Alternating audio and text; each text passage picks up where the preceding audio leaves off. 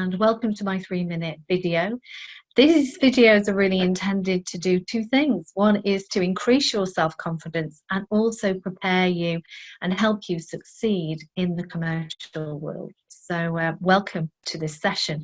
So today's session is all about interviews, and we're going to cover one element of 3, so there will be another 2 to follow.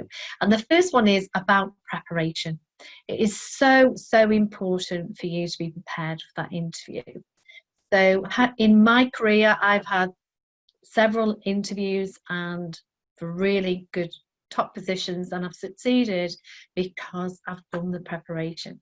And when I've interviewed people for positions as a manager, if people are not prepared, then it just makes me feel that they don't really care, that they're not really bothered about the position. Because if you're making one of the most important decisions in your life, which is your career, and if people don't demonstrate they've even done some basic research, then I really do dismiss them from the interview process.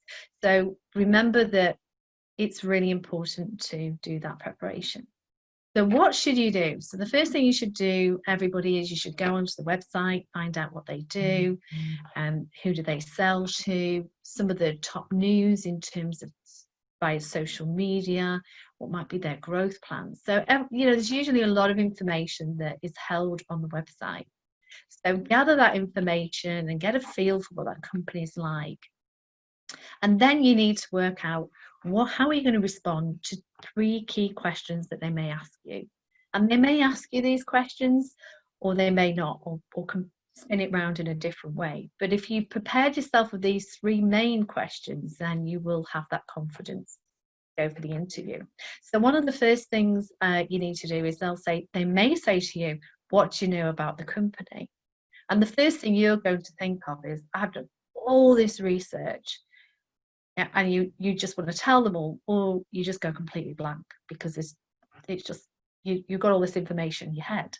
So my top tip for you is to take that information and see how you can deliver that in 45 seconds. So in 45 seconds, how can you very clearly and concisely say what that company does in 45 seconds?